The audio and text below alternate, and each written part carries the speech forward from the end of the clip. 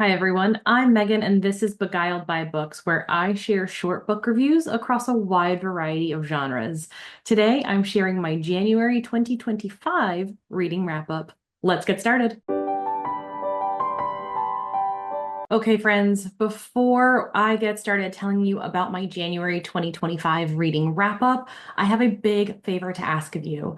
I am in the throes of building and launching my very first course, which I am calling the Growth Library, a book-based blueprint to wisdom and well-being. It would mean so much to me if you followed the link in the description or the pinned comment below and signed up if you are interested in early access to the course. This book is going to distill 12 science-heavy nonfiction books into an easy to digest course with worksheets to help you level up in your life without ever having to read any of those books. I've done that work for you. Please, please sign up below. It would mean so much if you are interested in doing that. Share this with some friends, and I hope to see you on the other side as we get farther with the course. Now, let's get started with January's wrap up. In January, I read 11 books. Very happy to be able to do that. I hit things pretty hard after the holidays, just wanting to get back to reading, get back to my TBR, which is growing immensely especially after receiving so many books for Christmas gifts, which I loved. And I am glad to have 11 of them now read, and some of them were absolutely phenomenal. The first book I read in January was a short 60-page short story by Susanna Clark called The Wood at Midwinter. Now, I didn't know this until after I read the book, but it takes place in the same universe as Jonathan Strange and Mr. Norrell, I believe is the title. I should check that. And that book was, again, it was 60 pages. It was really short, but it was a really very Susanna Clark, weird, on brand story, but I loved it. This young, proper woman goes into the woods. She loves the woods. And through some curious magical events, stuff happens. Don't want to spoil a 60-page book for you because it's worth the read. So go check it out. Really interesting. I look forward to reading the other Jonathan Strange book to see how that might weave itself into the larger universe. Excited to see how that plays out. Another short book I read that just made me so happy. It's called How to Piss Off Men. I had seen this in my local bookstore and I picked it up and like looked at it. I didn't buy it. And then one of the owners randomly called it out and said, "This is really funny. You should absolutely take a look." And it was truly a riot. If you know any very typical bro types in your life, and that goes for men and women, that's not specific to an identity or a gender, but anyone who's just really that type of person, you know exactly who I'm talking about. These things, as the subtitle describes, will shatter that ego. And they're just funny little quips to have in your back pocket in case you're dealing with an infuriating person.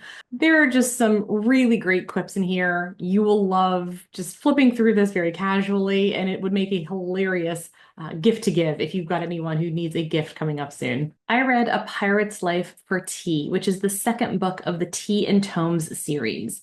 It's a cozy fantasy series, and our two main characters are partners, they're lesbians, and one of the favorite things that I loved was the dedication of A Pirate's Life for Tea, which said to all the people who gave the first book 1 star because it had lesbians, I've doubled the lesbians in this book. And that just right there made me so happy and delighted. I mean, I love things like that. I love a little bit of petty. Makes me very happy. And this book was it was as delivered. It was a cozy fantasy. Our main couple here is trying their hand at piracy while trying to do the right thing. Very fun, very entertaining. And it's just a great little cozy fantasy series that you can just read anytime. In early January, I finally got off the wait list and got the book Dinner for Vampires at my local library. And I was really excited to read this book. Being from North Carolina, I watched One Tree Hill. I like to support the film industry here. Not a lot of movies are made here anymore, sadly. And I loved One Tree Hill. It's wonderful little teen drama from the early 2000s, super fun.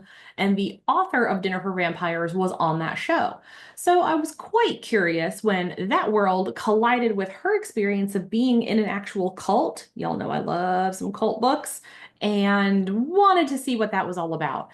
It was a fascinating and wild ride. What I loved about the way Joy Lenz portrayed her story was truly how you don't have to be a dumb, vulnerable, naive individual to get sucked into some of these high control groups.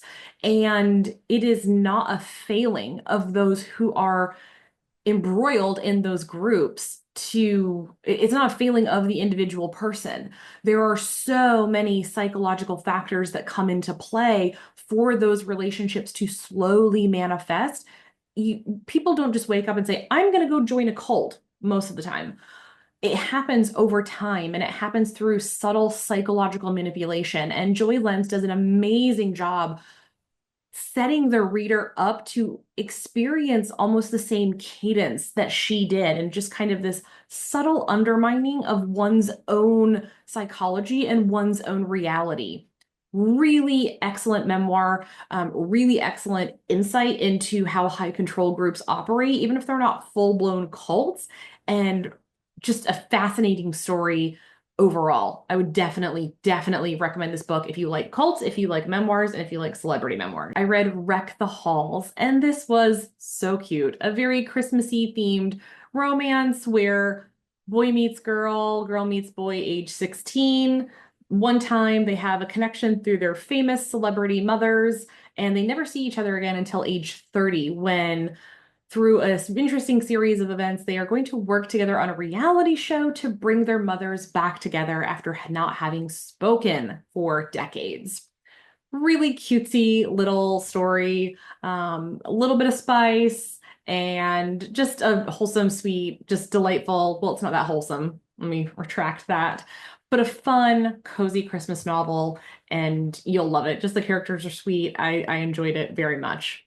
I read the book With Love from Cold World, and this was another cozy Christmas romance novel where two people who are definitely enemies, they don't get along at work, end up in an interesting situation where they have to work together. And of course, they slowly start to figure out that they're not so bad when they get to work together, which, as you can imagine, develops into something a little bit more than friendship.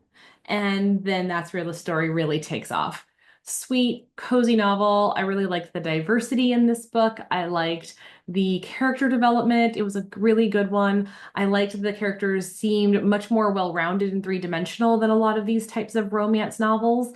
A lot of different small pieces affecting each of the characters' personalities, which made them just that much more real. Really fun book, highly recommend it. From the library, I got the book Let Us Descend, and I have seen this book on many best of the best lists, many book club recommendations, and I had been reticent to try the book. I knew it had some heavier themes, but I got it from my local library, so I decided to go ahead and give it a read.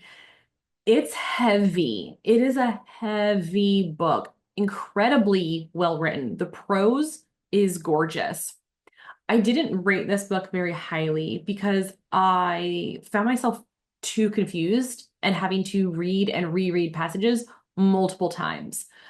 This book takes place in the age of the slave trade, and this character moves from a plantation in North Carolina to New Orleans area. And it's honestly just terrible thing after terrible thing happens to this character. I understand those are the stories that need to be told. However, the magical realism element that I was kind of sold, so to speak, with the blurbs and with the summaries never took off for me. I found a hard time understanding where the magic and the realism were together or separate. I had a lot of questions and ultimately just I couldn't get into the story because I kept getting pulled out of the story so much going, what? What's happening? Where did this come from? Who's speaking?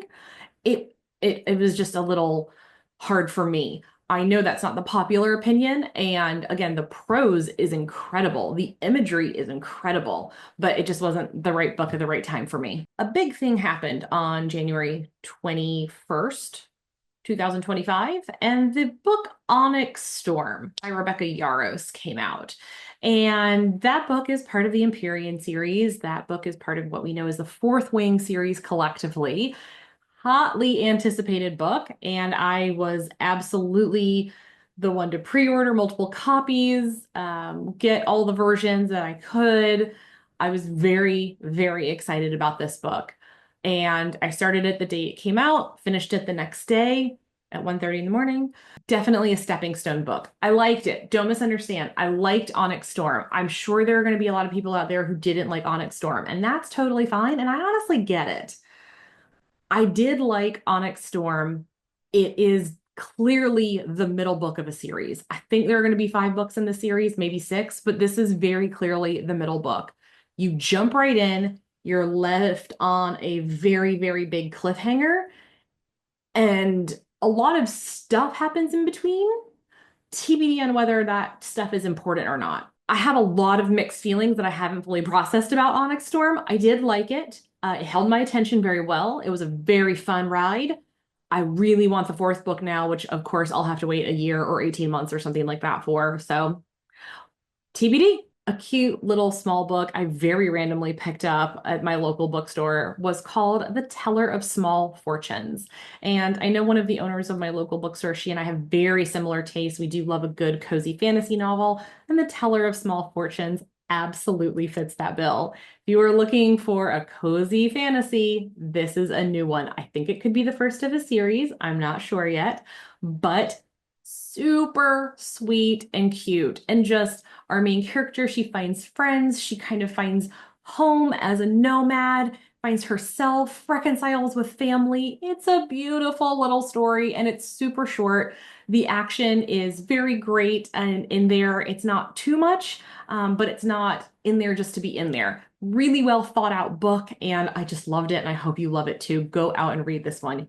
It's so cute. A book I got for Christmas, well, I picked it out myself and received it for Christmas, is called From Here to Eternity. And this book is all about death. This book, interestingly, dives into the Western culture of how we hide death and how we kind of time box death. Like you only have so much time to grieve and you're only allowed to grieve in this approved manner.